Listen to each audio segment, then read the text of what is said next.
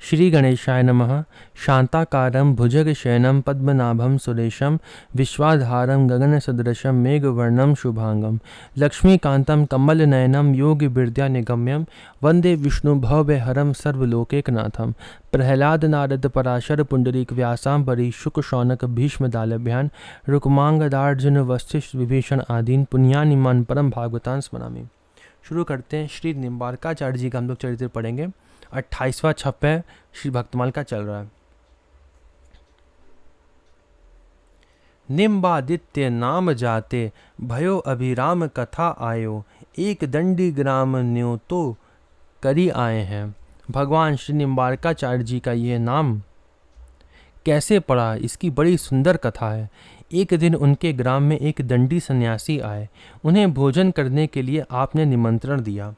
पाक को अबार भई संध्या मानी लई जती, रति हूँ न पाऊँ वेद वचन सुनाए हैं। स्वामी जी भोजनार्थ पधारे, परंतु रसोई करते करते इतनी देर हुई कि सूर्य अस्त हो गई। सन्यासी जी ने शास्त्र वाक्य का प्रमाण देकर कहा कि अब तो मैं रत्ती भर भी नहीं खा सकता हूँ। आंगन में नींब तापे आदित्य देखायो, ताही भोजन करायो, पाछे निशी चिन्ह पाए हैं। तब निम्बारकाचार्य जी ने आश्रम में लगे नीम के वृक्ष के ऊपर चमकते हुए सूर्य को दिखा दिया। सन्यासी जी को भोजन कराया। तब वह भोजन कर चुके तो तारे चमकने लगे, रात्रि के चिन्ह दिखाई पड़ने लगे। आंगन में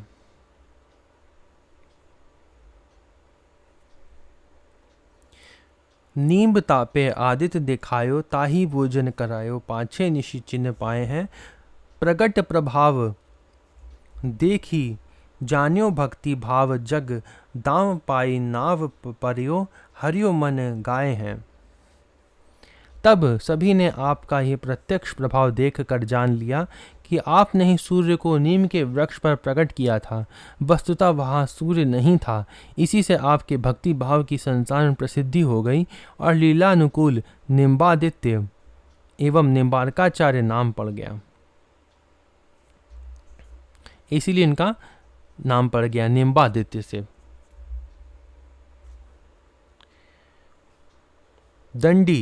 दंडी के लिए क्या लिखा है? संन्यास आश्रम में दंड धारण करने की बड़ी भारी महिमा कही गई है। संध्या काल में 4 कर्म नहीं करने चाहिए। कौन कौन से? भोजन, मैथुन, निद्रा, स्वाध्याय। संध्या समय भोजन करने से रोग की उत्पत्ति, मैथुन करने से दुष्ट संतान, सोने से धन नाश एवं स्वाध्याय करने से मृत्यु होती है। निम्बारकाचार्य जी श्री सुदर्शन चक्र के अवतार थे। किसके अवतार थे? श्री सुदर्शन चक्र के। जो कृष्ण भगवान का सुदर्शन चक्र था, शिव जी ने जो दिया था उनको, उनके अवतार श्री निम्बारकाचार्य जी हैं।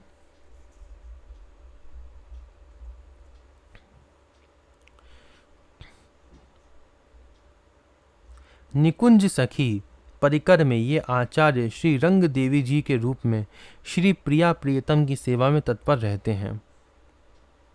रंग देवी जी के रूप में निकुंज सखी। संप्रदाय के उपासना ग्रंथों में आपके अष्टविधि रूप का वर्णन पाया जाता है। सुदर्शन चक्र, श्री रंग देवी, इनके अष्ट रूप हैं। कौन कौन से? पहला सुदर्शन चक्र है, दूसरा है श्री रंग देवी निकुंज में, तोष सखा,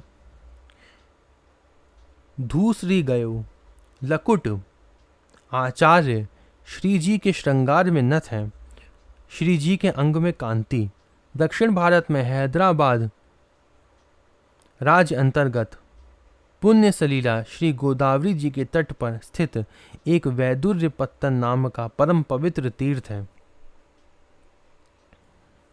इसे दक्षिण काशी भी कहते हैं और आजकल पैठण नाम से प्रसिद्ध है। इसी पुण्य भूमि में पिता श्री अरुण ऋषि और माता श्री जयंती देवी जी के यहाँ कार्तिक पूर्णिमा को आपका प्रादुर्भाव हुआ। आपका परम सुंदर स्वरूप था। माता पिता ने बालक का नाम नियमानंद रखा। श्री वज्रभूमि के प्रति अगाध प्रेम होने के कारण माता पिता नियम आनंद को साथ लेकर गोवर्धन के समीप एक गांव में निवास करने लगे, जिसे आजकल नीम गांव कहते हैं। देव ऋषि श्री नारद जी के द्वारा नियमानंद को मंत्रोपदेश प्राप्त हुआ। किससे? नारद जी ने मंत्रोपदेश किया, स्वयं नारद जी ने। और इन्होंने आजीवन नैष्ठिक ब्रह्मचर्य व्रत का पालन किया। आजीवन नैष्ठिक ब्रह्मचर्य। एक बार श्री निम्बारकाचार्य जी लोगों को भक्ति दान करते हुए विमुख देश में जा पहुंचे। वन में गूलर के वृक्ष के नीचे बैठकर भगवान का ध्यान कर रहे थे। उसी समय दुष्ट लोग आकर उपद्रव मचाने लगे, परंतु आपने साधु स्वभाव से कुछ भी नहीं कहा। भगवान की इच्छा से अचानक एक गूलर का फल आपके चरणों में गिरा और उससे एक अद्भुत मानव प्रकट होकर चरणों में लिपट गया। आपने कृपा करके उसे अपना शिष्य बनाया और उसका नाम औदुंबराचार्य रखा। आपकी कृपा से औदुंबराचार्य जी बहुत से विमुख जीवों को भगवत विमुख किया। इस घटना से प्रभावित होकर बहुत से जीव आपकी शरण में आए, जिन्हें भक्ति का उपदेश देकर भवसागर से पार किया। आपने द्वैताद्वैत सिद्धांत को संसार भर में प्रतिष्ठापित करके जीवों का उद्धार किया। कौन सा सिद्धांत बताया? द्वैताद्वैत। इस सिद्धांत के प्रवर्तक आचार्य श्री निम्बारकाचार्य जी हैं। आपके मत से ब्रह्म स्वाभाविक ही समस्त प्राकृत दोषों से रहित एवं अशेष कल्याण गुण की राशि हैं। श्री कृष्ण ही ब्रह्म है। वह वासुदेव, संकर्षण, प्रद्युम्न, अनिरुद्ध इन चारों व्यूहों के वामांग में श्री कृष्ण के अचिंत्य अनंत सौंदर्य, माधुर्य आदि गुणों के अनुरूप ही शुभ गणों से युक्त सर्वेश्वरी श्री राधा जी विराजमान हैं। श्री निम्बारकाचार्य जी ने श्री राधा कृष्ण युगल स्वरूप के रूप में ब्रह्म का प्रतिपादन किया। लिखा है श्री राधा कृष्ण युगल स्वरूप। जो स्वामी हरिदास जी जो हुए हैं वो इन्हीं के गुरु परंपरा में आते हैं और वह भी श्री राधा कृष्ण युगल स्वरूप में ही ब्रह्म का प्रतिपादन करते हैं। आपके मत से ब्रह्म सर्वज्ञ, सर्वव्यापक, सबसे परे, सर्वाधार, सर्वगुणाधार, सर्वनियामक, सदाचार, सदा सच्चिदानंद स्वरूप एवं जगत जन्मादि कारण रूप है। चराचर विश्व ब्रह्म के अधीन है।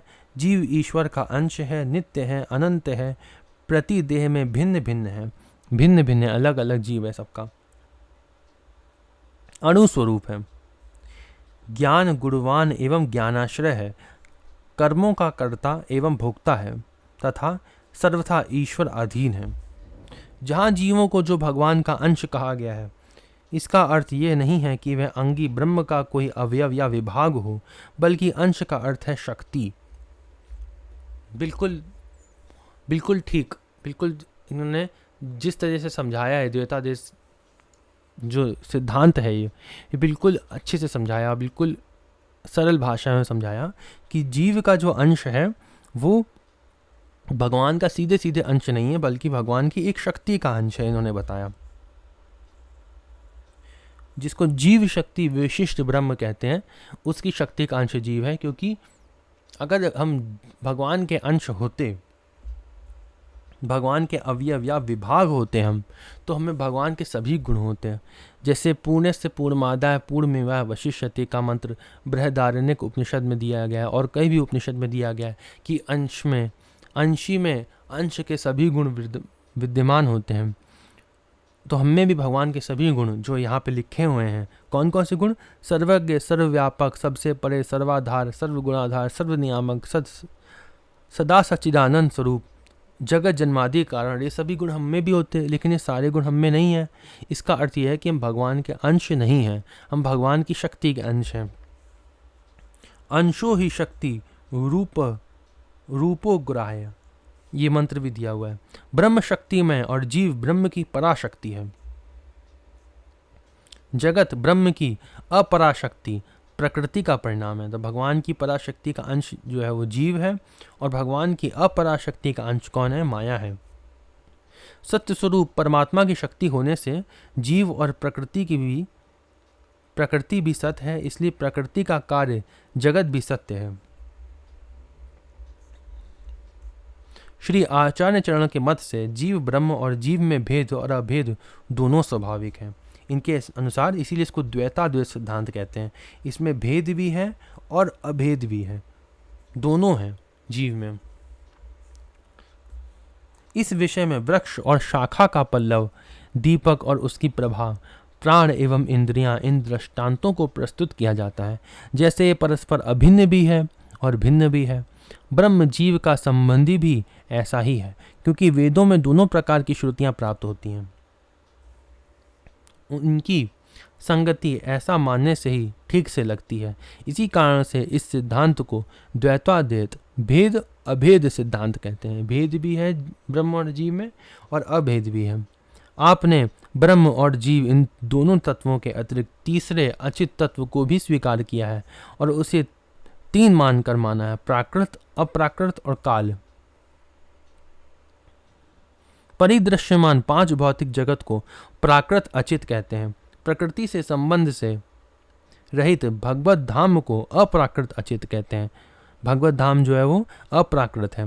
काल को भी आपने अचित ही माना है। यद्यपि काल जगत का नियामक है, परंतु परमात्मा का तो वह नियम ही है। काल स्वरूप से नित्य तथा कार्य रूप से अनित्य है। इस प्रकार श्री आचार्य जी ने चित्त, अचित और ब्रह्म इन तीनों तत्वों को स्वीकार किया है। इस मत में अर्थ पंचक, उपास्य स्वरूप, स्वस्वरूप, विरोधी माया स्वरूप, भक्ति स्वरूप एवं कृपा फल स्वरूप परिज्ञान पूर्वक अनन्य प्रेम लक्षणा भक्ति ही सर्वश्रेष्ठ साधन है। प्रेमा भक्ति सर्वश्रेष्ठ साधन है। अनाद्य विद्याग्रस्त जीव भगवत कृपा से ही भगवान की जब कृपा होगी अर्थ पंच का ज्ञान प्राप्त कर प्रेम लक्षणा भक्ति को प्राप्त करता है। प्रेमा भक्ति कैसे प्राप्त होती है? भगवान की कृपा से। भगवान ने श्री हंस अवतार लेकर श्री सनकादिक को उपदेश किया, चतुश्लोकी जो भागवत उपदेश करी थी भागवत में, और श्री सनकादिक ने श्री नारद जी को प्रदान किया, जिससे यह संप्रदाय श्री सनकादिक संप्रदाय कहलाता है। नारद जी से श्री निम्बारकाचार्य जी ने प्राप्त किया, जो श्री निम्बार्क संप्रदाय के नाम से प्रसिद्ध हुआ। इस संप्रदाय में भगवान श्री कृष्ण की माधुर्य उपासना है। कौन सी माधुर्य उपासना है? सबसे सर्वश्रेष्ठ प्रेमानंद की। आपकी गद्दी सलेमाबाद आदि नगरों में है। वेदांत परिजात सौरभ, वेदांत कामधेनु, रहस्य षोडशी, प्रपन्न कल्पबल्ली और कृष्ण स्तोत्र आदि आपकी कृतियां प्रसिद्ध हैं। ये निम्बारकाचार्य जी का चरित्र यहीं पे समाप्त करते हैं और अगली वीडियो में हम लोग अगला छप्पय 30वां छप्पय पढ़ेंगे। ये हमने जो पिछला छप्पय पढ़ा था वह 29वां था।